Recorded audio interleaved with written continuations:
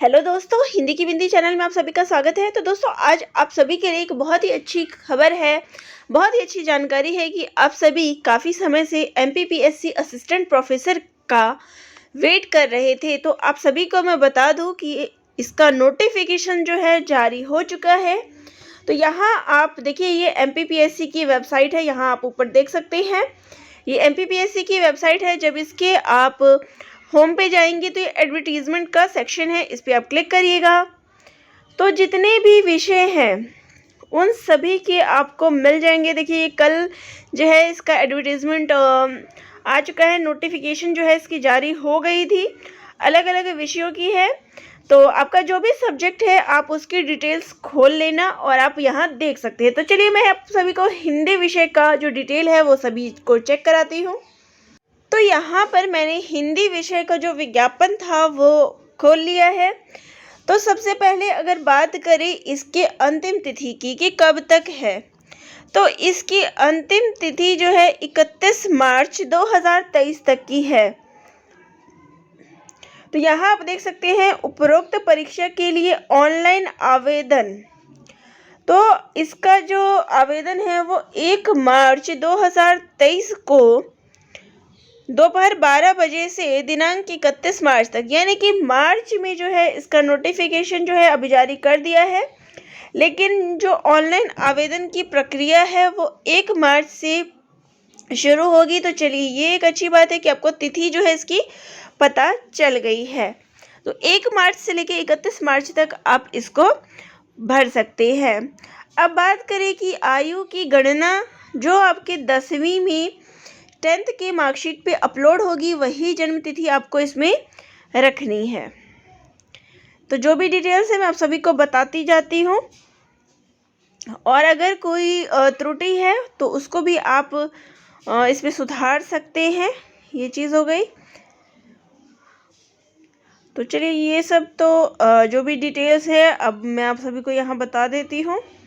मुख्य जो चीज़ आ रही थी इसकी विषय में कितने सीट है, तो देखिए, हिंदी विषय में जो आपके यूआर के लिए 68 सीट है, एससी में 12 है, एसटी में 7 है, ओबीसी में 20 है, ईडब्ल्यूएस में 9 है। तो कुल मिला के जो हिंदी के पदों में संख्या है वो 116 है।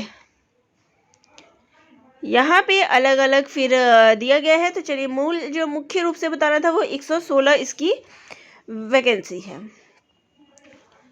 तो यहाँ पे देख सकते हैं आप, वेतनमान की बात होती है कि कितना इस पे वेतन मिलेगा। सबसे पहले देखिए पद स्थिति, तो ये एक स्थायी पोस्ट है, ठीक है। और इस पे जो पे की बात की जाए तो 57,700, जो एकेडमिक स्तर 10 चल रहा है उसके हिसाब से आपको पे स्केल जो 10 है उसके अंतर्गत आपको 57,700 ये है। अब बात करते हैं शैक्षणिक योग्यता की। तो आपका जो भी विषय है उसमें आपके 55% अंक जो है मास्टर्स में होना चाहिए। इसके अलावा आपके पास नेट की डिग्री होनी चाहिए, या फिर CSIR, तो या फिर नेट कर रखा हो या आपने CSIR कर रखा हो। और अगर इन दोनों में से कुछ नहीं कर रखा तो नेट या स्लेट आपके पास होना चाहिए। मध्य प्रदेश शासन द्वारा आयोजित सेट परीक्षा के सफल विद्यार्थी ही पात्र होंगे। अन्य अगर आप किसी और राज्य से आपने नेट या स्लेट की परीक्षा, सेट या स्लेट की परीक्षा कर रखी है तो आप इसके लिए एलिजिबल नहीं हैं। तो ये चीज़ ध्यान में रखिएगा। और इसके अलावा देखिए, जिन्होंने 2009 में वो PhD कर रखी है तो वो भी इस कर सकते हैं। उनके लिए जो पात्रता है 55% की वो नहीं रखी गई है। ये मैंने आपको पहले भी बताया था, इसलिए यहाँ इन डिटेल्स को मैं नहीं ले रही हूँ। और तो देखिए, ये यहाँ पे विषयों की बात करें तो टोटल जो है 36 विषय यहाँ दिए गए हैं कि कौन कौन से किससे संबंधित विषय है। तो देखिए, एक और चीज़ यहाँ पे आती है कि अगर आपने हिंदी विषय से अप्लाई किया है तो आपका मास्टर्स में हिंदी होना चाहिए। अगर नहीं है तो आपने भाषा विज्ञान यानी लिंग्विस्टिक्स से भी अगर आपने मास्टर्स कर रखा है तो आप इस पोस्ट के लिए एलिजिबल हैं। और इसके अलावा जो मुख्य बात आती है वो है इसके आयु सीमा की। तो देखिए यहाँ पे आयु सीमा में बहुत अच्छी बात है, 21 वर्ष की आयु पूर्ण कर ली हो किंतु 40 वर्ष की आयु पूर्ण ना की हो, यानी 21 से 40 वर्ष तक के अभ्यर्थी इस फॉर्म को भर सकते हैं।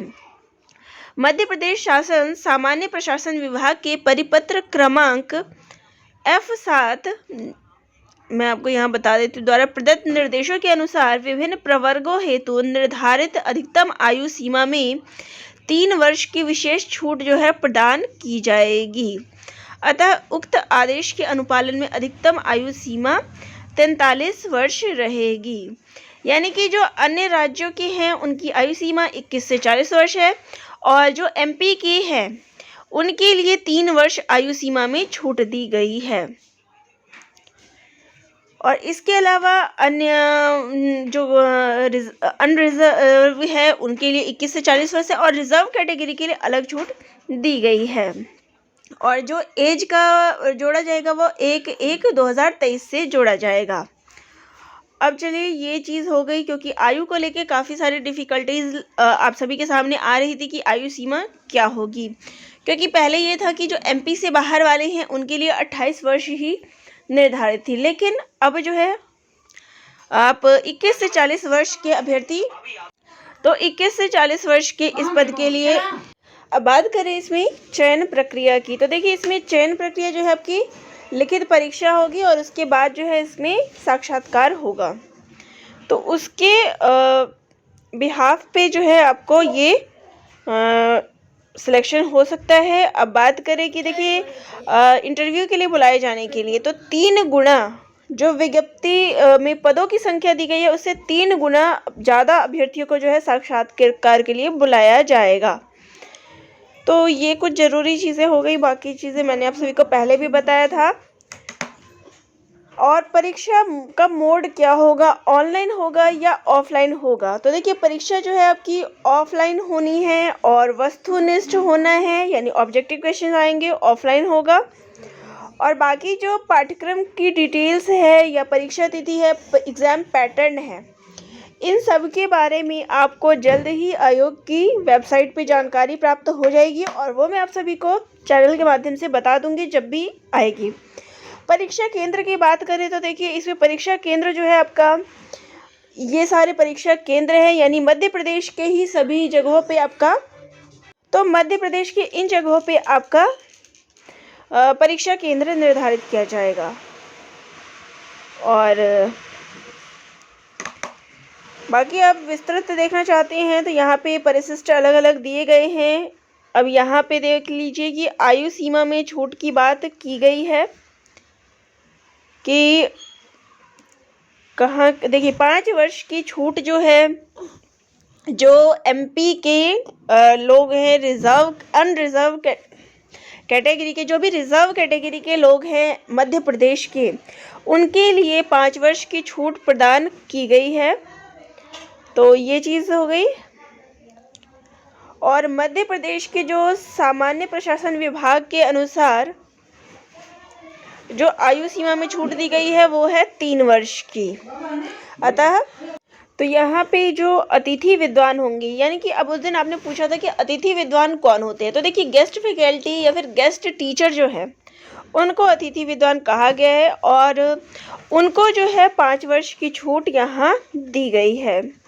तो ये जो है आपकी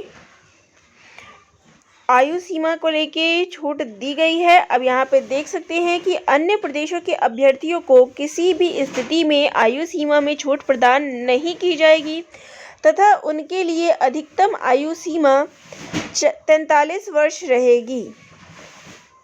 तो ये चीज़ें हो गई जो महत्वपूर्ण थी, यानी कि जो बाकी लोग हैं, अन्य प्रदेशों के लोग हैं, किसी अन्य राज्य के, सपोज आप अगर उत्तर प्रदेश से संबंधित है तो आपकी जो आयु सीमा होगी वो 43 वर्ष यहाँ निर्धारित की गई है।